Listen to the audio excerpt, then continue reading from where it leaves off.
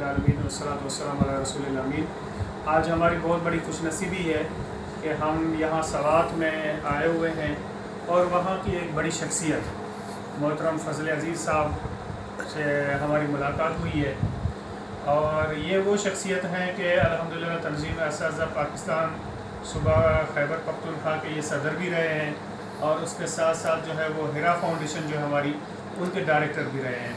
تو آج ہماری خوش نصیبی ہے کہ ان سے ملاقات ہو رہی ہے، تو ہم ان سے گزارش کریں گے کہ اپنے تجربات جو ہے صدارت کے بھی پہلے بلکہ صدارت کے آپ جو ہے وہ ہمیں تجربات تھوڑے سے بتائیے، کس طرح آپ نے کام کیا، حالانکہ آپ کا کے تو بہت دور دراز علاقوں پر مشتمل ہے۔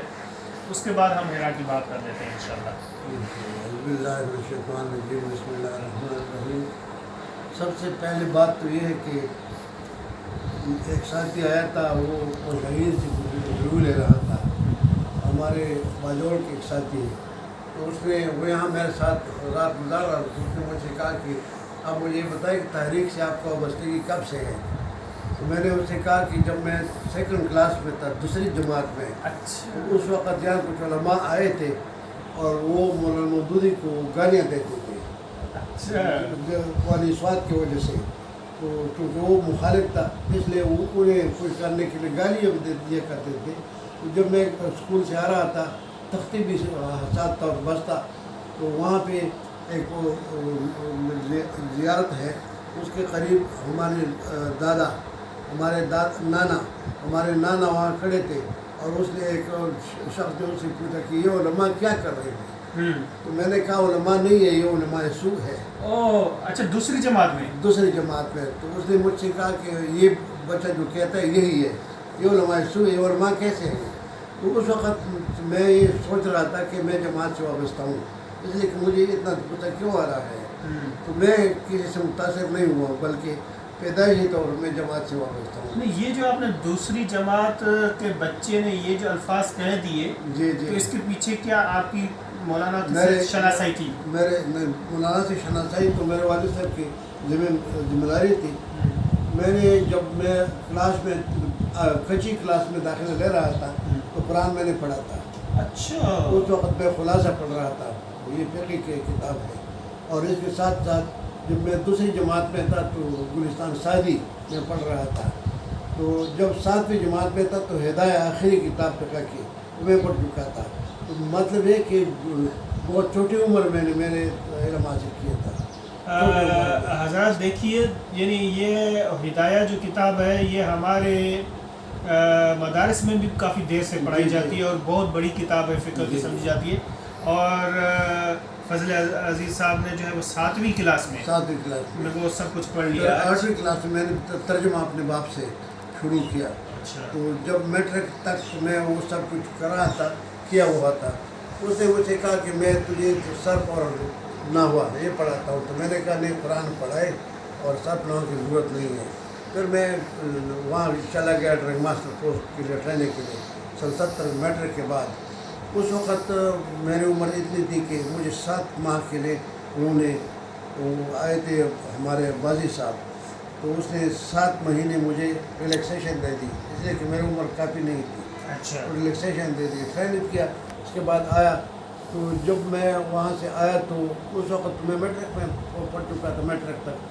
تو پھر 2 سال بعد جب ہم اسکول میں تھے، اپنے اسکول میں میرے پوسٹنگ ہوئی تھی، تو یہاں پہ 2 ہمارے اساتذہ تھے، وہ 4تھی بار FM امتحان دے رہے تھے۔ اچھا، تو انہوں نے کہا کہ اگر یہ اس دفعہ بھی ہم فیل ہوئے تو پھر ہم اثر اللہ سب سارے مضامین میں امتحان دیں گے۔ میں نے ویسے مذاقاً کہا کہ بھئی آپ ایسے امتحان کیوں دیتے ہیں کہ جب آپ پاس نہیں ہوتے تو یہ دیتے کیوں ہیں بار بار؟ انہوں نے کہا کہ آپ کو پتہ نہیں ہے، جب آئیں گے تو دیکھا جائے گا۔ میرا ایک استاد تھا، اس نے مجھ سے کہا کہ آپ داخلہ کر لیں۔ میں نے کہا داخلہ تو نہیں، بس میں پڑھ چکا ہوں جتنا تک، یہ ٹھیک ہے اور یہ ٹائم آپ تو سے بس کیا کروں۔ اس نے مجھے نہیں چھوڑا۔ 39 دن باقی تھے امتحان میں، اور ٹرپل داخلہ میں نے کیا، اور پھر جب میں نے امتحان دے دیا تو بورڈ میں میرا 14 پوزیشن آ گیا۔ ماشاءاللہ۔ پھر میں نے سوچا کہ میں کیا کروں، تو اس دنوں میں نے ایسا کیا کہ ایم اے اردو کی ساری کتابیں 62 کتابیں میں نے پڑھ لی۔ اور ایک سال بعد جب میں نے بی اے کے داخلہ کیا تو اولڈ انگلش تھا، تو وہ تو بہت سخت تھی بھی تھا. پھر بھی سوات میں ممتاز علی ہمارے سیزس کر چکے ہیں، اور وہ بھی ہمارا ساتھی تھا، اور ایک اور بھی ساتھی تھا، وہ کالج میں پڑھتے تھے. تو جب امتحان کا رزلٹ آیا تو میرے نمبر ان دونوں سے زیادہ تھے. اچھا. پھر میں نے فیصلہ کیا کہ ایم اے انگلش کیوں نہ کروں، تو اردو چھوڑ دیا اور انگلش کیا، پرائیویٹ ایم اے انگلش بھی کیا. اچھا. پھر بی ایڈ میں چلا گیا، پھر اس کے بعد میں ایم ایڈ کر چکا. ایم ایڈ کے بعد میں تنظیم میں آیا. اچھا، میرا یہی کوشچن تھا آپ سے. 86 وہ میرا ساتھی جو تھا 2 سال میرے ساتھ ایک ساتھ گزار چکا تھا، تو وہ جماعت کے بھی رکن تھے اور تنظیم کے بھی رکن تھے. اس وقت نہ میں جماعت کا رکن تھا اور نہ تنظیم کا رکن تھا. تو تنظیم میں آیا. یہ غالباً اکتوبر کے آخری ایام تھے. اکتوبر سے 86 میں تنظیم میں آیا، اور پھر نومبر میں سیکرٹری بنا، ضلع کا سیکرٹری، تنظیم اساتذہ. اور اس وقت سے لے کر نومبر 86 سے لے کر 2020 تک میں مختلف ذمہ داری پر رہا. 9 سال میں ضلع سوات کا صدر رہا، 3 سال میں یہاں سیکرٹری رہا، پھر 1 سال میں صوبے کا سیکرٹری رہا، پھر اس کے بعد 10 سال تک میں صوبے کا صدر رہا. پھر وہاں 2 سال تک 2 دفعہ میں نائب صدر رہا. اچھا. اور ریٹائر تو نہیں ہوا تھا، لیکن ہمارے ساتھی نے انکار کیا کہ میں یہ ہیرا نہیں چلا سکتا، تو انہوں نے میری ذمہ داری لگا دی. کہا کہ بس جس وقت بھی آپ نے ریٹائر ہونا ہے وہ ریٹائر ہو جائے گا، لیکن یہ کر لیں. اچھا. اس وقت سے لے کر 2020 تک میں ہیرا کا ڈائریکٹر جنرل رہا. اچھا، ایک کوشچن اس میں یہ بھی ہے فضل احمد صاحب کہ یہ دور دراز کے جو ایریا ہیں آپ کے، اس میں آپ دورہ جات کس طرح کرتے تھے؟ ہمارے ساتھ گاڑی تھی. اچھا. گاڑی تو انہوں نے جس وقت میری ذمہ داری لگا دی تو ایک وین تھا. اچھا. تو انہوں نے کہا کہ یہ آپ فروخت کر لیں اور ایک کمفرٹیبل گاڑی آپ لے لیں. تو میں نے کرولا لے لیا. اور میرا ایک ساتھی تھا، وہ آخر وقت تک میرا ساتھی رہا. وہ ڈرائیور بھی اچھا تھا اور کلریکل کام بھی کرتا تھا. اور خالد بھی بعد میں ہمارے ساتھ ہو گئے، تو یہ بھی ہمارے ساتھ نپٹا رہے تھے. لیکن ایک بات جو ساری زندگی میں کر چکا ہوں وہ یہ ہے کہ میں ہمیشہ سے ریگولر رہا ہوں. خواہ وہ اسکول تھا، خواہ وہ تنظیم تھا، خواہ وہ پھر ڈائریکٹر جنرل تھا. یہ بڑی بات ہے. تو میں کبھی بھی میں نے اتنی بات ہے کہ 86 سے پہلے جب میں نوشہرہ میں سروس کر رہا تھا، وہاں میڈل اسکول میں ہیڈ ماسٹر تھا. تو اس وقت میں نے 8 کیے تھے کیجول لیو، 8 کیجول لیو 8 سارے سال میں. تو اس میں میرے 6 ایسے تھے کہ میں وہاں گیا تھا لیکن اسمبلی تک پہنچا نہیں تھا. 6 وہی بھی تھے. مطلب یہ کہ 2 صرف آپ نے کیے. اور یہ دیکھیں ہمارے سال میں صرف 2 چھٹیاں، اتنے زیادہ کام کے باوجود، اتنی بڑی ذمہ داریوں کے باوجود، ان کے پورے سال کے اندر اپنے پروفیشن کے ساتھ ان کی کمٹمنٹ دیکھیے. ہمیں بھی آج ان کی جو ہے وہ تقلید کرنے کی ضرورت ہے. یہاں ایسے لوگ موجود ہیں. ہمارے جان شاہ صاحب سے ہم نے سیکھا ہے کہ جب ہم وہاں سے آتے تھے تو وہ خود پہلے ڈیوٹی دیتے تھے، بعد میں اسکول گھر جاتے تھے. تو میں نے بھی وہی طریقہ اپنایا کہ میں پہلے اسکول میں آتا تھا اور چھٹی کے بعد میں گھر آتا تھا. اور لاہور سے جب آتے تھے یا پشاور سے آتے تھے تو پہلے ڈیوٹی اور بعد میں گھر آتے تھے چھٹی کے بعد. لیکن ہمارے ہاں ایسا بندہ بھی ہے کہ 35 سال میں وہ ایک کے گل کر چکا ہے. اچھا، اس کا نام تو بتائیے. نام اس کا نام محمد رفیق ہے، لیکن وہ ایسا ہے کہ وہ جماعت اور تنظیم کا آدمی نہیں ہے، ویسے ڈیوٹیڈ. بڑی بات ہے بالکل. اچھا، ایک کیجویلیو تھا اور وہ ایسا نہیں تھا. اس کا بیٹا گر کر سیڑھی سے گر کر اس کا ہاتھ ٹوٹ چکا تھا، تو اس کی 2 یونٹ لپون کیا تھا. ہیڈ ماسٹر نے اسے زبردستی بھیج دیا گھر. اور جب وہ بچہ واپس لایا تو واپس اسکول میں بھی آیا تھا، لیکن اسے کیجویلیو بھی لگایا تھا. تو یہ اس کے ریکارڈ میں تھے کہ 35 سال میں اس کا ایک کیجویلیو تھا. یہاں بہت سارے لوگ ایسے ہیں ہمارے اساتذہ. میں جب اسکول میں تھا اسٹوڈنٹ تو ہمارے ایسے اساتذہ تھے، 3-4 ایسے اساتذہ تھے جو میرے لیے آئیڈیل تھے.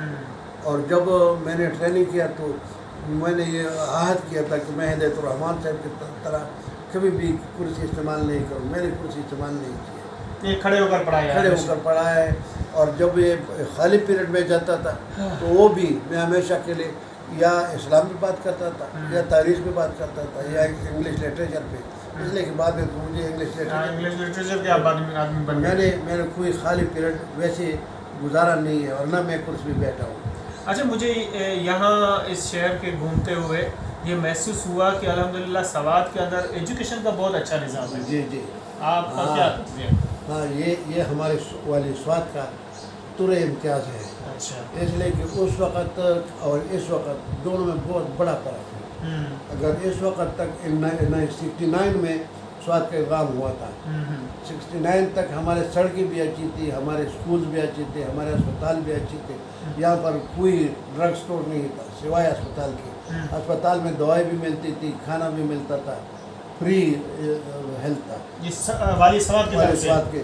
اور اس کے علاوہ جو بھی لوگ ایجوکیشن میں آتے تھے، میٹرک پاس کر کے ایم اے پاس کر کے جب وہ جاتے تھے تو ان سے پوچھتے تھے کیا کرتے ہیں، تو اس نے کہا، وہ کہا کرتے تھے کہ میں اسکول میں جا رہا ہوں یا اسپتال میں جا رہا ہوں، تو اسے فوراً بھیج دیتا۔ کوئی ان امپلائمنٹ وہاں نہیں تھا اس وقت، اچھا، جو بھی آتا تھا اسے کام دیا جاتا تھا۔ والی سوات کی طرف سے اتنا زیادہ انتظام۔ دوسری بات یہ ہے کہ اسے یہ پتہ ہوتا تھا کہ میرے کتنے اساتذہ ہیں، کتنے لوگ ایف اے میں امتحان دے چکے ہیں، کتنے لوگ اب ان سال بی اے میں امتحان دے چکے ہیں، تو وہ اسے پتہ تھا اور گزٹ بھی آیا کرتا تھا، وہ حکم بھی دیتا تھا، اور جس وقت جو بھی استاد جو بھی امتحان پاس کرتا تھا اس کی تنخواہ اگلی تنخواہ میں وہ پیسے ملا کرتے تھے۔ اچھا، اس نے کسی نے بھی کوئی شکایت آج تک نہیں کی تھی۔ یہ تو ہمارا نظام تھا، اس میں اور اس میں زمین آسمان کا فرق ہے، زمین و آسمان کا فرق ہے۔ دوسری بات یہ ہے، میں کالام میں رہ چکا ہوں، تو کالام میں 5 کوارٹر انہیں اساتذہ کے بنائے تھے تاکہ کوئی وہاں رہنا چاہے تو رہ لیں گے۔ اور یہ عجیب بات ہے کہ جب یہ مڈل اسکول تھا تو والی سوات وہاں گئے تھے، تو ایک طالب علم تھا 8ویں کلاس میں، تو اس نے ان سے پوچھا، وہ سوالات کر دیے، تو اس نے ان سے پوچھا کہ میں کہاں جاؤں گا یہاں سے کہ اگر میں 8ویں جماعت پاس کر لوں، تو اس نے کہا کہ کہیں جانا نہیں ہے بلکہ یہ میٹرک اب 9th کلاس لیں گے۔ ماشاء اللہ، اس کا یہ ایک نظام تھا جی، وہ ایک خود ایک پیٹرن تھا، اور وہ سارے لوگوں کے لیے ایک جیسا خیال رکھتا تھا، ایک جیسا خیال، اور بہت دور دراز کے علاقے میں۔ کالام تو اس وقت بہت دور دراز تھا جی، تو اور اتروڑ میں بھی بنائے تھے، کوارٹر بنائے تھے، مٹلتان میں بھی بنائے تھے، یہ کالام سے بھی آگے ہے آخری۔ تو یہاں اسکول کا نظام بہت بہترین تھا، بلکہ میں یہ کہوں گا کہ جس وقت والی سوات تھے اور یہ جان زیب کالج اس نے بنایا تھا، تو یہ انگلینڈ کی طرف سے تھا۔ اچھا، یہاں پہ دارالعلوم صرف اس وقت دارالعلوم یہاں تھا جس میں یہ کیمسٹری کی پریکٹیکل کیا کرتے، بلاسٹنگ کی دارالعلوم یہاں تھا۔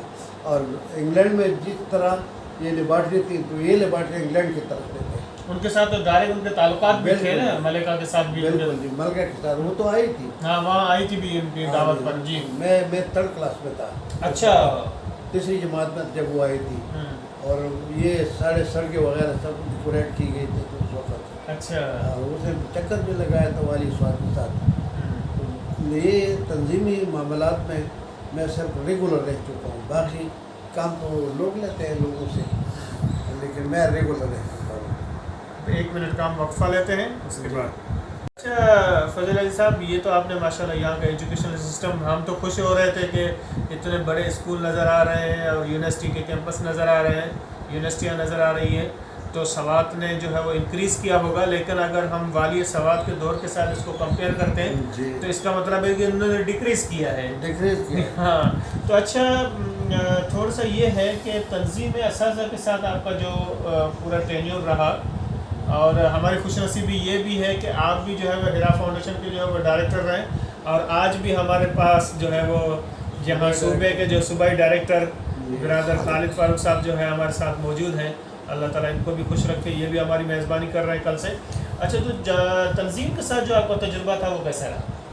تنظیم کے ساتھ ہیرا کے واسطے نہیں، ویسے ہی جو تھا آپ کی صدارت کا دور تھا اور سیکریٹری کے شپ کا دور، وہ ایسا تھا کہ ایک دفعہ میں جب صدر تھا تو اس وقت میں نے صوبائی اجلاس میں سوات کا یہ जो रिपोर्ट है वो रिपोर्ट पेश किया। ये उन दोनों की बात है कि किसी भी ज़िले में 10,000 और 9,000 से ज़्यादा पैसे जमा नहीं होते थे। तो हमने तादाद भी बढ़ाई थी, अरकान भी ज़्यादा थे और काम भी किया था, और सूबाई अहानत जो थी वो भी दे दी थी। और फिर मैंने आखिर में कहा कि मेरे साथ अब 60,000 रुपये बाकी है। तो हर एक सिर्फ पैसों के बारे में पूछ रहा था। तो मैंने उनसे कहा कि भाई आप ये छोड़ दें, आप काम के बारे में पूछ लें, पैसों के बारे में मत पूछे।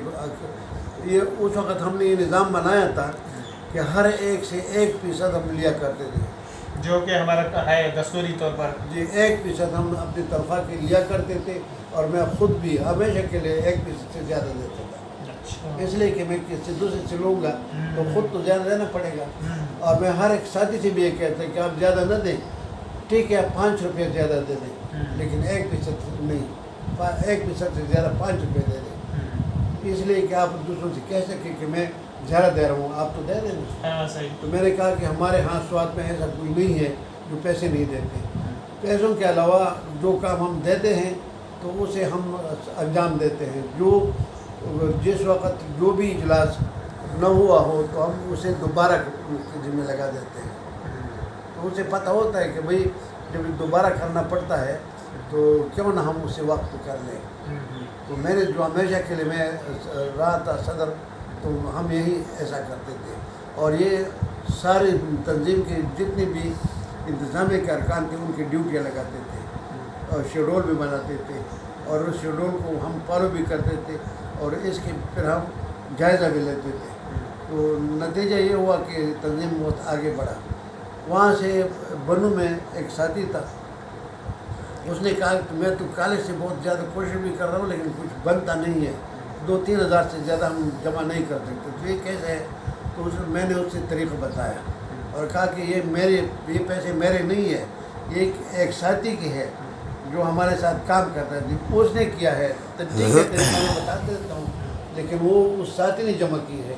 तो ऐसा करें कि ये निचली सतह का आप ये ले जाएँ। सेक्रेटरी तंजीम के साथ साथ ये सेक्रेटरी मालियात भी हुआ करता है, 3 थे, सदर, सेक्रेटरी तंजीम और सेक्रेटरी मालियात। तो सेक्रेटरी मालियात को आप इफेक्टिव बना दें तो सब कुछ हो जाएगा, और जब पैसे हो तो काम भी चलेगा।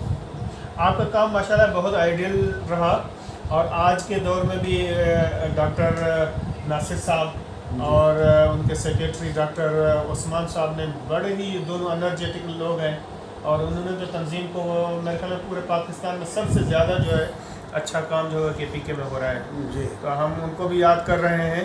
अच्छा, हिरा का जो आपका तजुर्बा था वो? हिरा से पहले मैं एक बात करना चाहता हूँ ये कि उस वक़्त आम हालात ऐसे नहीं थे। जो स्वाद में हम करते थे तो ये आइडियल था, लेकिन इस वक्त दीर बाला जो है ये आइडियल है। अच्छा। सारे पाकिस्तान में दीर बाला बहुत आइडियल है।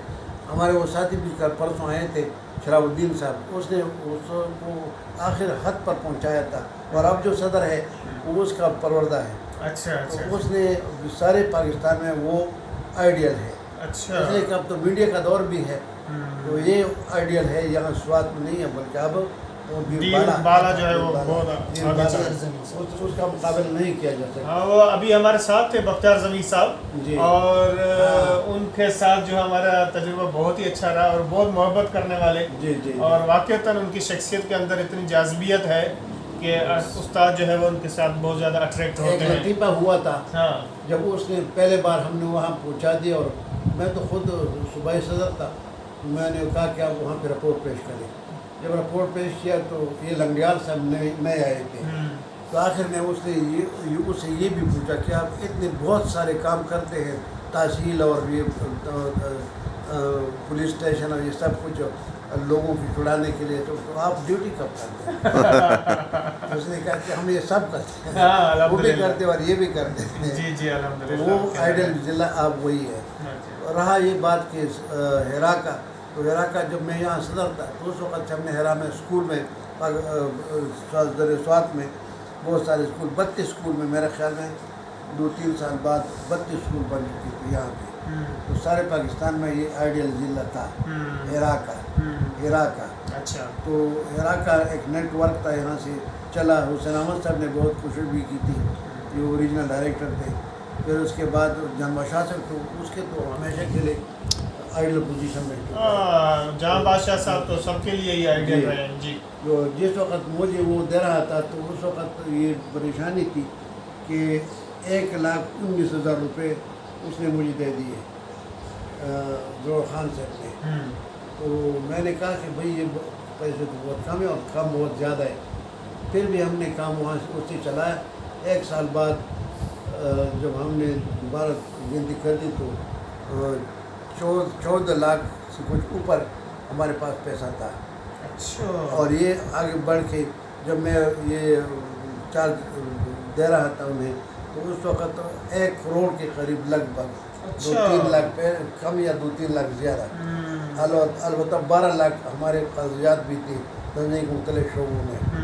تو 1 کروڑ تو میں نے چھوڑ دی تھی. 1,19,000 سے شروع کیا تھا اور 1 کروڑ اور 12 لاکھ تقریباً یہ میں ہم چھوڑ گئے. لیکن یہ پیسے ویسے لوگ دیتے ہیں جی, پیسے میں ان سے لیتا تھا. لوگ دیتے لوگ ہیں کم دیتے ہیں لیکن میں لیتا تھا زیادہ. اور ہمیشہ جب بھی کسی اسکول میں جاتا اور وہ بہت زیادہ تکلف کرتے تو میں ان سے کہتا کہ بھائی آپ یہ تکلف نہ کریں, ہم ویسے ہی کھانا کھا سکتے ہیں لیکن آپ ریجنل ڈائریکٹر کو پیسے کیوں نہیں دیتے. ریجنل ڈائریکٹر کو آپ پیسے دیا کریں, یہ اتنا تکلف نہ کریں, اس کی کوئی ضرورت نہیں ہے, اس کی کوئی ضرورت نہیں. تو وہ میں نے اسے یہ سمجھا بھی دیا اور عملاً ان سے لیا بھی. پھر بھی لوگ لیت العان سے کام لیتے تھے تو میں پریشان ہوا کرتا تھا. لیکن پھر بھی ہم نے جو کوشش کی اس میں ساتھیوں کی, ہم یہ خالد صاحب بھی تھے, ایک اور بھی ساتھی تھا یہاں پہ, یہاں 4 ہمارے یہاں ریجنل ڈائریکٹر تھے, ایک صوبائی ڈائریکٹر تھا. تو ان سے میں کام لیتا تھا. باقی پاکستان میں اتنا کام نہیں تھا. وہاں سومرو صاحب کرتے تھے. حسین سومرو صاحب کے ساتھ جب میں وہاں کراچی میں پہلی دفعہ آیا تو سندھ میں حیدرآباد میں سکر میں, تو سکر میں پہلے سال میں نے ان سے 1,20,000 روپے وصول کیے. اچھا. جبکہ اس سے پہلے 40,000 روپے انہوں نے 7-8 سال میں جان بادشاہ صاحب کو دیتے 40,000. اور 1 سال میں نے ان سے 1,20,000 روپے سے لیے. اگلے سال میں نے 2 لاکھ ان سے لے لیے. تو وہ مسئلہ چلن نکلا. تو سومرو صاحب کے ساتھ 4-5 ساتھی اور بھی آ گئے, وہ بھی آ گئے اور انہوں نے کام بھی چلایا, وہ گاڑی بھی خرید لی اور کام چل گیا. میں جہاں بھی جاتا ہوں, جہاں بھی میں جایا کرتا تھا, میں ہمیشہ ان سے کہتا تھا کہ آپ ایسا کریں کہ وقت ان لوگوں کے ساتھ تعاون کریں تو یہ کر سکتے ہیں. الحمدللہ ہمارے بہت بڑی خوش نصیبی ہماری کہ ایسے ہیرو کے ساتھ ہماری الحمدللہ ملاقات ہو رہی ہے جو ہمارے لیے واقعتاً آئیڈیل ہے. انہوں نے تنظیمی ذمہ داریاں بھی ادا کی, اس کے ساتھ ساتھ اپنی جو پروفیشنل ڈیوٹی تھی اس میں کسی قسم کی بھی جو ہے وہ کمی ہونے نہ دی. آج ہماری ان سے ملاقات ہوئی. اللہ تعالیٰ ان کے عمل اور علم میں اور ان کی صحت میں جو ہے اللہ تعالیٰ اضافہ فرمائے. آج کل اپنے گھر میں ہی رہ رہے ہیں اور تھوڑا سا طبیعت کی ناسازی بھی ہے. ہم سب مل کر ان کے لیے دعا کرتے ہیں, اللہ تعالیٰ ان کو خوش و خرم رکھے اپنے خاندان کے ساتھ. اور اس کے ساتھ ساتھ ہم خوش جو ہے وہ شکر گزار ہیں برادر خالد صاحب کے کہ بڑے عرصے کے بعد جو ہے وہ ہمارے مہربان استاد کی جو ہے وہ ہماری زیارت نصیب فرمائی. اللہ تعالیٰ سے دعا ہے کہ اللہ تعالیٰ ان دونوں کو خوش رکھے.